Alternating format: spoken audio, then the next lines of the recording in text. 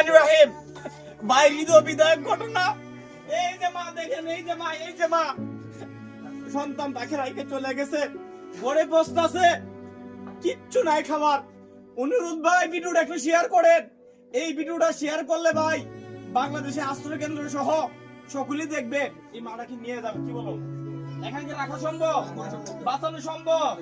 ভাই অনুরোধ ভাই, এই বাচ্চা এই মার জন্য ভাই আমরা আজকে ইমার্জেন্সি এই যে তেল, রসুন, পেঁয়াজ, এই যে সবজি, চাল, পুরুক সব নিয়ে আসলাম।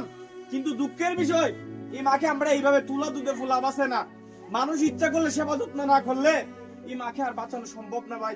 সবাইকে একটু অনুরোধ করবো ভাই, এই যে একটু কাছে এসে দেখেন, এই যে মাটাকে দেখান। আল্লাহ আল্লাহ, কত অসহায়, কত কষ্ট, তার কষ্ট দেখে বুকটা পেটে যায় ভাই। এই মাকে বাঁচাতে হইলে ভাই তাড়াতাড়ি ভাই ভিডিওটা একটু শেয়ার করবেন। বাংলাদেশ সরকারের কাছে ভাই অনুরোধ, আশ্রয় কেন্দ্রে, সরকারি আশ্রয় কেন্দ্রে ওনাকে নিয়ে যান। এখানে পচা গন্ধে আর বাঁচা সম্ভব না ভাই। একটু অনুরোধ আপনাদের কাছে। আল্লাহ হাফেজ।